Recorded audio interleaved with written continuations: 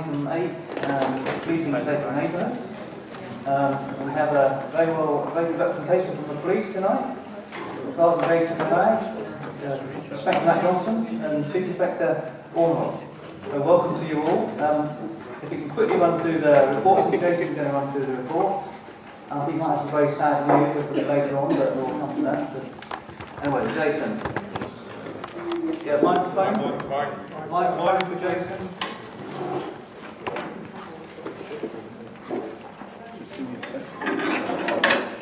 So the item 8 is on the back of your, attached to your main gesture.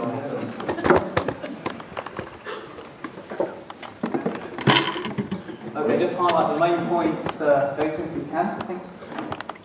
Well, good evening, everybody. I think most of you know me. I'm Sergeant Jason Ragg.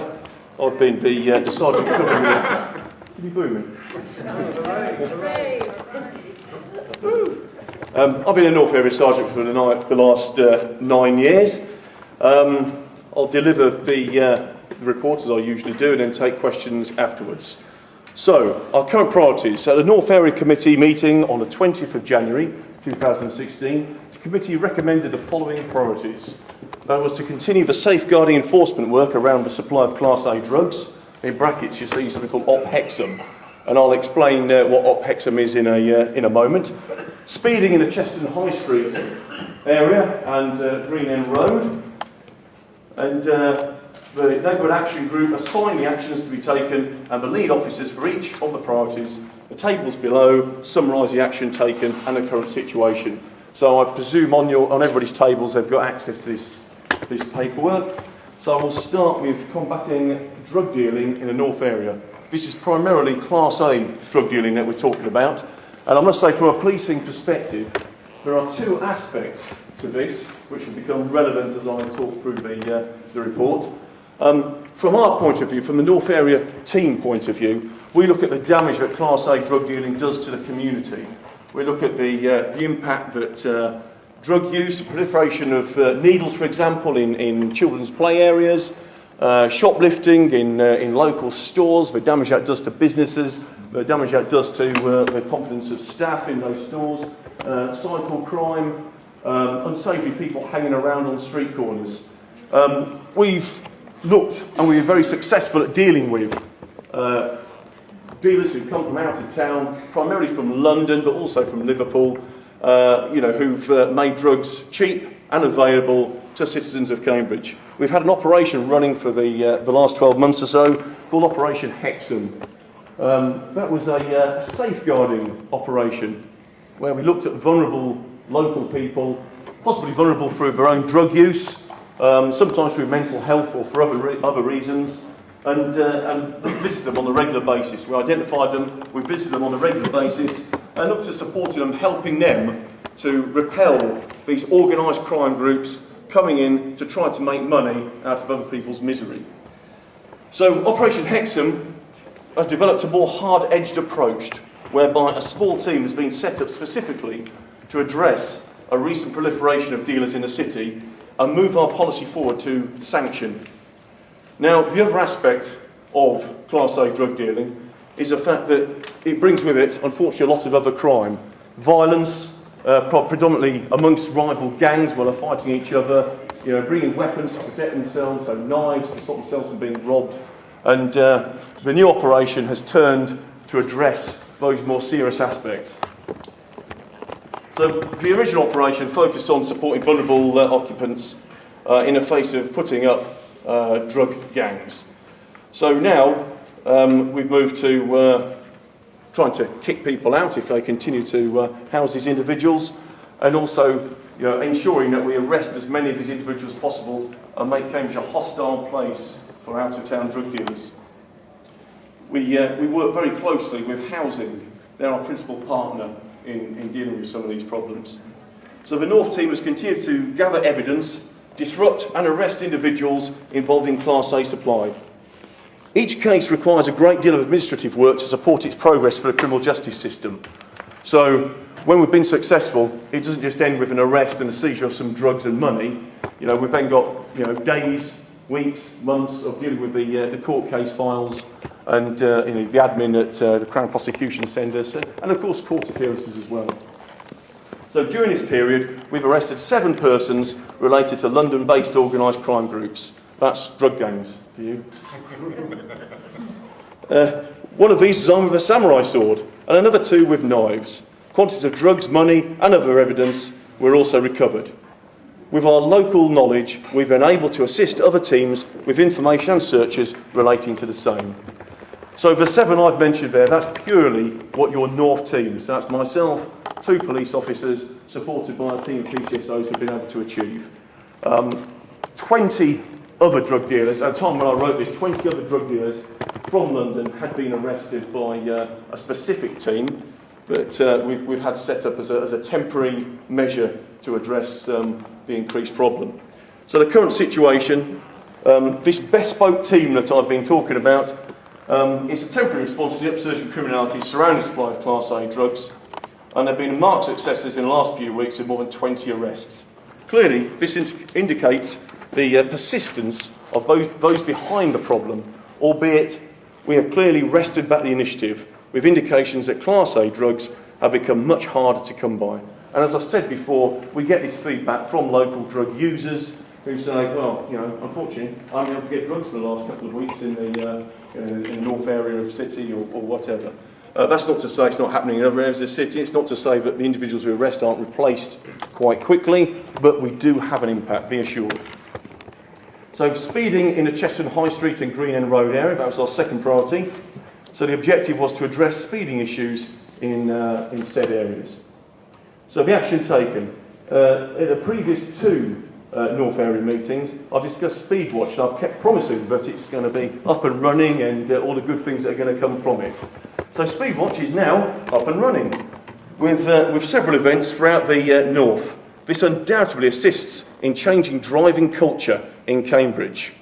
For those of you who aren't sure what Speedwatch is, it's a way we get volunteers involved with their neighbourhoods. We give them training with speed guns. They sit at the side of the road in fluorescent jackets and big signs saying, you're speeding, this is the speed you're doing. They get the registration plates, and people who have broken the speed limit are contacted by us, the police, and given a warning.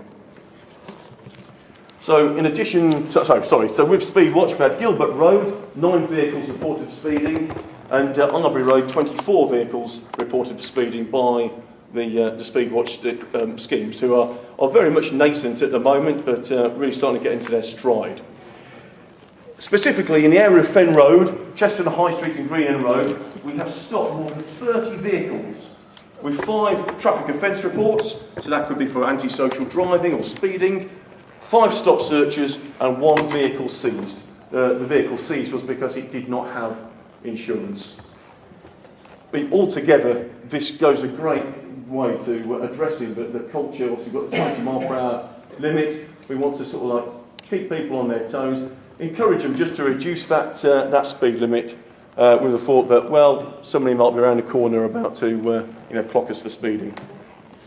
So the current situation, this matter has been discussed at numerous meetings, and by that I refer to the sort of Fen Road, Cheshunt High Street situation. Over the last few years, and I understand how emotive it's been to many residents of Chesterton and in particular those streets. Problems have been identified, such as high population density in certain areas, poor road design and ineffective traffic calming measures. Whilst police action can have short-term impact, our understanding is that there will be work to address these issues in the near future. And I think even tonight you might have discussed traffic calming measures in the East Chesterton area. So it's, when we've talked about it over previous years, there's always a need for the police to be there. We quite often do it as part of our everyday business, but other agencies need to be involved, other bodies need to be involved in making sure that we've got the full picture there, rather than we go in for a few weeks, things change, and then we leave again and things go back to as they were before. Right, proactive work and emerging issues. Cambridge City Council, we've got Sarah Skeggles here. They're our main partner in dealing with antisocial behaviour. I'm going to pass on to her in a moment. I'll just finish the business where the police have led. So, ongoing neighbourhood issues have attracted much of our effort. This has particularly surrounded individuals with mental health problems. Our efforts have been aimed at ensuring that the right services are signposted in order to achieve a happy and safe living environment for all. And a lot of our work there has been to enable, to facilitate social services and the mental health team to be able to get in there and do their job. Also, North Area officers took the lead in inquiries which led to a successful resolution of a double stabbing case which occurred in West Chesterton. And for those of you from West Chesterton, if you're alarmed by that, I'm not exactly sure it was in West Chesterton. It was just on the border in Downham's Lane, which some people might claim as King's Hedges. Anybody claiming that's King's Hedges? No? West Chesterton. It would have been on the West Chesterton side, I'm sure. Fair enough. Around there. Again, we dealt with 3 juveniles who were seen on social media brandishing guns. These, it transpired, were BB guns. But nevertheless, all 3 are now currently on bail for theft, handling and possession of cannabis, in addition to the replica firearms. So perhaps they'll regret their advertising their presence to us. We currently have a great deal of input with local schools. Individual officers have specific commitments to each local secondary school, and obviously the North Area Academy is at the forefront of those. And we are supporting a scheme being run here with a new police cadets. One of my PCSOs is coming down on a regular basis and working with the police cadets to get those up and running, and that's going very well. And that's hopefully something that's going to be spread throughout the county, depending on how things go here. We're also going to be assisting something called TBAP. That's the new name for the Asham Road School. That's a school where pupils excluded from mainstream schooling have been sent. So there'll be a sporting programme over the summer holiday, and we're going to be supporting that, going in there, getting involved with the kids. And I'm a boxing coach, so I'll be doing a little bit of boxing coaching with them. We've got a guy who's a semi-professional football player, one of the PCSOs. So we'll have a major input in that in terms of sort of diversionary work and supporting the kids to develop over the summer. And then finally, the last thing of real significance, we managed to get our hands on a spree shoplifter who'd been evading arrest for several weeks. We do have a few individuals who they can only stay out of prison for a couple of weeks. They come out and they hit the shop straight away. They steal hundreds, if not thousands of pounds worth of stuff, obviously make the people who work in the shops, their lives a misery, make it an unpleasant environment for shoppers, and that's all to do with drugs generally, so we're successfully doing that. Right, as I previously mentioned, I'm going to pass on to one of our partner agencies now, Sarah Scobles, who represents the City Antisocial Behaviour team, to talk about our work with antisocial behaviour contracts. Okay. I don't know what to say much, but thank you, Jason. It was like watching the walking news there. I'll be quick. Won't take that long. So the antisocial behaviour team in the Safer Communities work with colleagues in the police across the city. In the north of the city, we've dealt with 4 young people who have signed up to acceptable behaviour contracts because of persistent nuisance and ASB. Another existing ABC was reviewed and the young person has made really good progress. The team have continued to work to tackle nuisance and antisocial behaviour across the north of the city, and one resident in the north recently signed an undertaking promising to abide by their tenancy conditions. Another has recently been we've recently taken possession of their property. ASB officers from the team attended community sessions of Chelsea's Choice. This is a play looking at issues around child sexual exploitation funded by the Cambridge Community Safety Partnership, which were delivered to all Year 9 students in Cambridge and South Cambridgeshire. There were also a number of community performances put on as well, 2 of which took place in the north. ASB officers were on hand to talk to residents about any community safety concerns that the play raised for them. We continue to work very closely with our partner agencies on any sort of ASB issues across the city. So, where are we going next? Any questions to the report at all? Pages from page 5 through to 13, I think. On your Yeah, 11, sorry, on your left. Yep, Mr. White. Jason, can I just ask a question? I noticed that periodically, but more frequently than normal, there's a mobile traffic speed ban by King's Hedges Road, tucked up, so when they start to turn right or whatever, or come along, they catch it. Does that mean an automatic booking? Because there's no signs or anything that there's a speed camera, and I understand, but I'm not brilliant with the traffic law now, that you cannot, it's like what do you call it? They call it entrapment, yeah. Because it stands there and then they record you. Do you know what I'm talking about, or am I talking absolute waffle? No, sorry, I can't give you a decent answer to that, but we've got a road policing unit who obviously look at areas, often we pass on bids, and they'll look at areas where, for example, speeding is a real problem. I mean, they've helped us out in East Chester with some of the antisocial vehicle use that we discussed a moment ago. And my understanding is they can set up the speed trap van wherever and whenever they want. And I'm not sure that there's any regulation required for it to be set up on any road. Thank you. Okay, thank you for that. Councillor Sargent. Thank you, Jason, for your almost comprehensive report.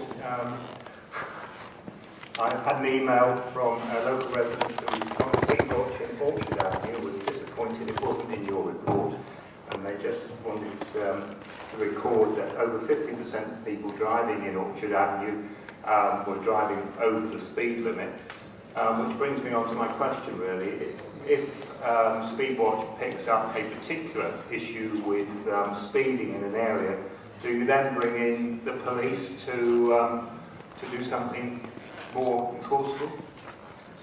Yes, the reason it wasn't spoken about this evening is because it's in South Cambs, of course. No, Orchard Avenue. Orchard Avenue? Yeah. Oh, sorry, I thought it meant Orchard Park. No, Orchard Avenue. Okay, sorry, an email came and it said Orchard Park, so I thought it was South Cambs, but there you go. Yes, I did actually have an email talking about it, because when the email went round, I think it was assumed it was Orchard Park, so we've got one of the PCSOs is the point of contact for Speedwatch, a chap called Deca Mendino, and Sergeant Ian Wood, who covers the city centre, has been overseeing it. So we talk, but yeah, obviously, if we flag up a particular problem, then that's an area we would give specific attention to. And what I would say, if people are driving their vehicles and they're regularly going through and they're clocking horrendous speeds, then that will fall into the antisocial use of a motor vehicle. That's something that I would definitely look at as a sergeant as addressing it by other means, not just simply warning letters. Okay, thank you very much. Councillor Austin. Hello, just following on from that one, because the lady was hoping to stay with us, but she had to go because time had ticked on. But she's, I've been in communication with her. She's particularly interested in, you've seen the report, but she's particularly interested in actually carrying it out again in the autumn period, when she thinks there's an opportunity to do it again. But they've had 5 people, I think it is, who volunteers doing it. And they'd be very interested in having some more volunteers doing it, and just wondering what the process is for that and whether that's possible. It certainly is. I mean, I'll take the details. If you pass me the latest details, then we can give her all the details and the training required, etc. But it's something, as I say, it's in its sort of nascent stages at the moment. So hopefully, as time goes on, we'll get more volunteers and we'll see more of these schemes, having a positive impact on the speeding culture in the city. That's great. Can I just ask one second question? And this may not be for now, but we need to follow up on it. It's this issue about neighbourhood watch schemes, which are obviously very important to you, and the fact that now to have notices put on the new lampposts, so residents are being charged for them. Are you aware of this? I've got to say, it's been a long time since I've personally dealt with Neighbourhood Watch, but I was of the impression that there was always a small fee for the signage for neighbourhood watches. I don't. We are. Sorry, the county's done away with it. The county was proposing charging it, but they're not going to do that. It's an issue with Balfour Beatty actually, and we're looking at it. We're seeking advice from other areas as to whether they have the same sort of issues, and we're looking at it at a sort of county force level. I'd like to respond to the people who've I've had a number of people contact me. What's the best way of getting the best information on that thing? Kate Thwaites at Parkside Police Station is the best person to contact, because Kate leads on Neighbourhood Watch and she knows all about the issue of the Neighbourhood Watch signs and the charge, which would make it very difficult for us to put signage up that we want. Okay, is it specifically about this one? Quick follow-up then. There has always been a charge for the neighbourhood watch signs, which you put up yourself. And the problem with Balfour Beatty is when they nicked the lamppost, they did not remove our neighbourhood watch signs, and we weren't actually quick enough. My neighbour fortunately spotted the second neighbourhood watch sign in our neck of the woods and took it down and put it up on another lamppost which had already been moved. But from memory, it cost us 20 quid for our 2 signs when we first became the neighbourhood watch. Okay, well, we've got a specific contact provided there to follow those issues up. Hopefully we can look into that a bit further. I've got 2 questions from the audience, from the public. I'll just take those before Councillor Byrne replies, if that's okay. Yeah, lady over there. Thank you very much. This is back to speeding, actually. I'm an Albury Road resident down at Milton Road End, and sorry, I've got frogs in our throat. We're very concerned about speeding on Albury Road. I know that one of our members, actually, in the Residents Association, I believe, is a Speed Watch volunteer. But how often do people actually speed watch? Because we have a lot of elderly people on Albury Road, we have many, many school children going to and from school. And we find it's a big problem, actually. People zooming down to try and catch the lights before they change, and people zooming up to get away from the lights as well. So it would be really great if something were done about that. Okay, kind of information, and I think you've responded before about feeding Albury Road. Okay, yes, Mr. Taylor, very quickly, if you can, thank you. So on the speeding item on Cheshunt High Street and Green End Road, the police report mentions areas of high population density. I just want to know what those are, and my concern is that the police find it politically incorrect to say travellers' site, perhaps. I'd also like to know what resolving the double stabbing case means. Does that mean that somebody's actually been sentenced in court? And when it comes to setting the priorities, I'll urge you to focus on harm and in particular things you think can reduce injuries. Thank you. In terms of the double stabbing investigation, we're very successful in our inquiries. Using our local knowledge, we're able to identify a couple of suspects early on and go out and make arrests and seize evidence in that sort of crucial early period before people have got time to get rid of it, whether it be inadvertently or deliberately. So that was our contribution to that. And sorry, the other question about the high population density. Well, yeah, Fen Road itself, there's, as you're probably aware, at the bottom end of Fen Road, over the railway bridge, there's a great deal of development has occurred. The population down there has increased, certainly over the last 10 years since I've been on the north of Cambridge. And there are, I know, a number of reasons for that population increase and development. And I'd hasten to add, it's not just a case of there being a traveller site down there. There are numerous populations of communities down there, and indeed industrial sites. And one of the big complaints from residents, I understand, is the fact that you've got heavy goods vehicles up and down all times of the day and night. So there are a number of problems, but yeah, that's the area where the population density has increase significantly and impact on the traffic. Okay, thank you very much. Councillor Burt. Thank you, Chair. Thank you, Jason. A couple of things, really. One's about Grumpy's. We've got all the problems back again, we've probably heard. And as well, the Methodist Church across the road.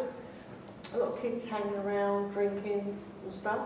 And I know on Sunday the police were there because I saw them. And I think you took a couple away as well. And I'm just wondering if you've got any idea why it's happening again, and if you could help us get our camera back. Because as soon as we've got the camera, everything settles down again. Well, the Grumpy's Corner situation was something that ourselves and the City Antisocial Behaviour team worked on together. And the chap that actually owns Grumpy's Corner, owns the shop units and any large area of pavement, was involved in that solution, where he actually put up a camera himself, and I believe had a word with some of the travellers, and that seemed to put an end to it. And I know the problem seemed to sort of shift ever so slightly across the other side of the road to the new shop, but it didn't seem to be anything like the problems that we'd had previously. But as you say, on occasion I've noticed as well recently that they've started to gather there again. So maybe that's something for us to review and look at again. Yeah, I'm a bit worried about the young ones, that's the thing, at the Methodist Church. Okay, again, we can look at that with the police and see if we can identify young people and look at things like ABCs and stuff like that to try and get them involved in more positive activities. Okay. Okay, thanks so much. I think we might well be looking to come to a recommendation on that, actually. So, Councillor Price. Thank you, Chair. Jason, I'm looking at the additional information on page 10, which has got the table of crimes, and I see that King's Hedges is still increasing levels of violent crime. From December 14 to April 15, there were 56 incidents. Between July and 15 and November 15, there were 103. So it's not quite double, but it's getting on that way. And the last period between December 2015 and April 2016, we're at 98, which is marginally down. This gives me considerable cause for concern as a ward councillor. Do we know what's causing this seemingly large increase in the level of violent crime? Well, I appreciate it sounds alarming, but as you walk around King's Hedges, you're not sort of stumbling over fighting bodies rolling around on the floor. And I think to a certain extent King's Hedges has suffered the same type of population explosion that we've just been discussing with Orchard Park, not Orchard Avenue, and the growth of CRC. So although those areas aren't actually within the ward, obviously the populations are coming across into to use the shops, etc. in King's Hedges facilities, and sometimes the crimes which are occurring in those areas are being because it's a sharing postcode, are being put down as King's Hedges crime. So that might be one of the underlying reasons. Also, in terms of the way we record crimes now, we record when you talk about violence. It could be pretty much anything. We're not just thinking about somebody being on the floor getting kicked about. It could be somebody just apprehending violence being committed to them. That's being classed as a common assault. And I think you would find, as we discussed before, that the majority of the violence recorded would be of a very, very low level. Okay, thank you very much. Okay, I don't think you have a question. We go to recommendations, which are on page 11. Mike, just a short question. Oh, yeah, sorry. Just a short question. The numbers of people caught speeding by speed watch, what's the time period over that? Is it a day, or a week, a month? So the two I've quoted, those were 2 speed watch days of action. So those were both on days. I couldn't give you the amount of hours, so perhaps the information isn't as specific as it could be. But on those occasions, a speed watch, a volunteer team would set up and spend a day or an afternoon, etc., to looking at the speeding in that area. Okay, Okay, Councillor Manning, a very quick point, and then we need to go to recommendations. Just on the recommendations, Chair, I know we've had this before, but as Sergeant Ray knows, there's the work will be going very soon to do reading the speed restrictions on Fen Road. It would be sensible if we could get a police presence down there just after it goes in. So I'm suggesting that's a priority, essentially. I'm not suggesting the same sort of work before, but it would be nice to have it in just after the county have done their work. Yes, so it's kind of a future, that's not set now. But yeah, well, it's going to be good. The work's going to happen very, very soon. So it's going to happen in this next 3 months. Yeah. Do you want a question or not, Councillor? Thank you, yes, and I'll be quick. I haven't had my hand up for a very long time. Just two quick issues. On the issue that was raised about the speeding on Arbury Road, we would appreciate it, I would, as a councillor for that area. There have been many complaints from residents about the speeding on that road. There are school children on bicycles and so on. As was said, there are elderly people. So if you could send your people around there on odd occasions just to double check, that would be very much appreciated. And the other issue is that on the table, I can recall one time when you came, you actually did have on the table criminal assault at home and other forms of domestic violence, and it's not there now. And I'm just wondering whether there's been no crime of that sort in North area, or whether it's just fallen off the grid where it's allocated under some other heading.